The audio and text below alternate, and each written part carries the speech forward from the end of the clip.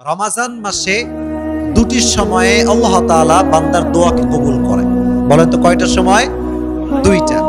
এই দুইটা সময় হচ্ছে এমন একটা সময় যে সময় বান্দার দোয়া করতে দেরি হয়, দোয়া কবুল হতে দেরি হয় না। সুবহানাল্লাহ পড়ে।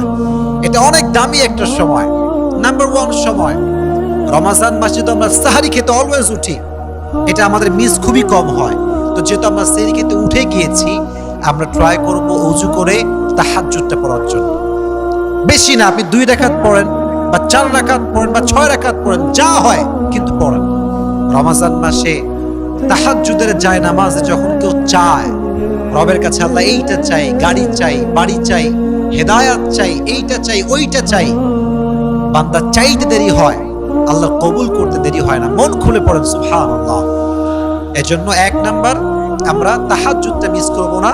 তাহাজ্জুদের সময় আল্লাহর কাছে বারবার আমাদের চাওয়া পাওয়াগুলো আমরা চাইতে থাকবো। রাজি আছেন তো ইনশাআল্লাহ?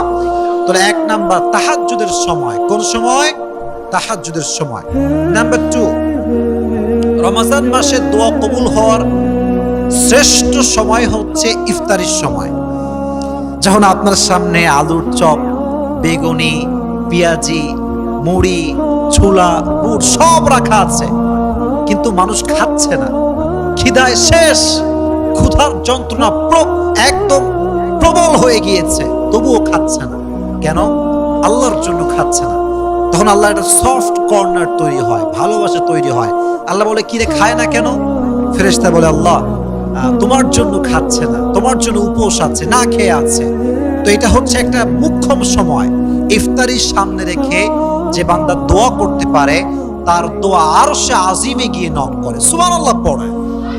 এই জন্য কলিজার ভাইয়েরা, ইফতারির সামনে রেখে মোবাইল ফোন নয়, ফেসবুক নয়, হোয়াটসঅ্যাপ নয়, মেসেঞ্জার নয়, জাস্ট মনে মনে জিকির করবেন। আর জাস্ট ইফতারের কিছুক্ষণ পূর্বে দুটো হাত তুলে রবের কাছে দোয়া করবেন।